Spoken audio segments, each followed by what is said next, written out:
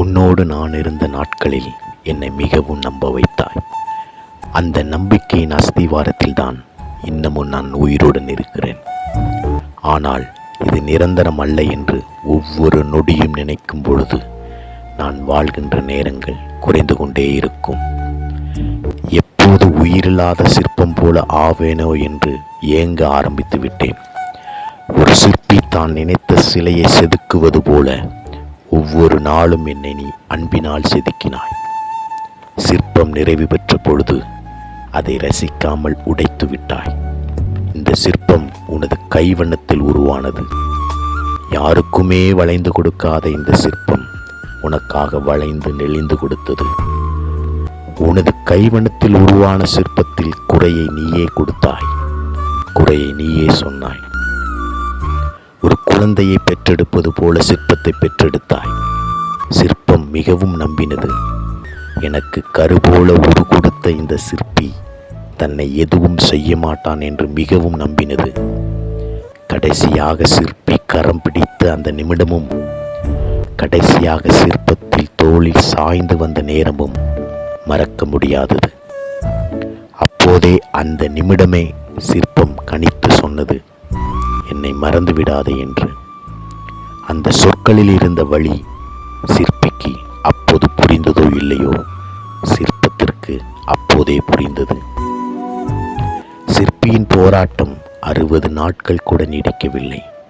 ஆனால் சிற்பத்தை பிரிந்து 110 நாளை தாண்டி போய்க் கொண்டிருக்கிறது.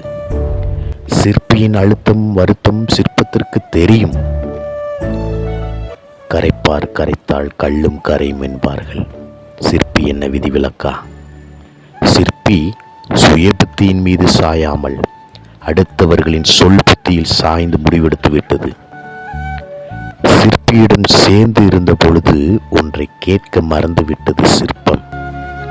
தேன் கூட ஒரு கட்டத்தில் தெவிட்டு விடுகிறது, நான் தெவிட்டு விடுவேனா என்று. சிற்பம் தன்னை முழுவதுமாக மாற்றின உருவத்தோடு சிற்பியின் முன் தோன்ற எவ்வளவோ பிரயாசப்பட்டது. ஆனால் முழு உருவம் பெற்ற சிற்பத்தை காண சிற்பி விருப்பப்படவில்லை. காத்திருந்தது காத்திருந்தது சிற்பம். சிற்பி தொடர்பு கொள்ளவே இல்லை.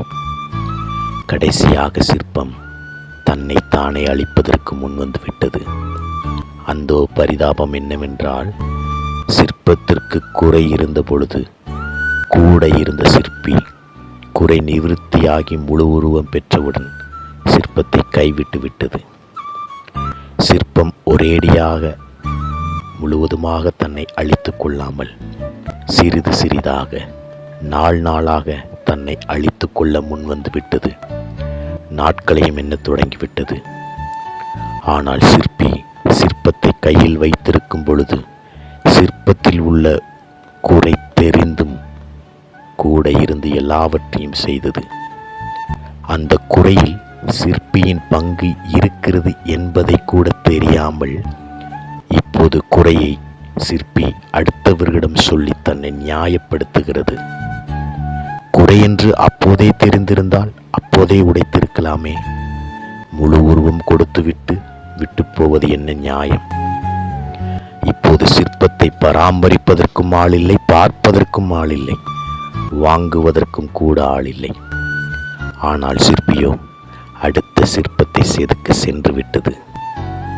சிற்பி எத்தனை சிற்பத்தை வேண்டுமென்றாலும் செதுக்கலாம்.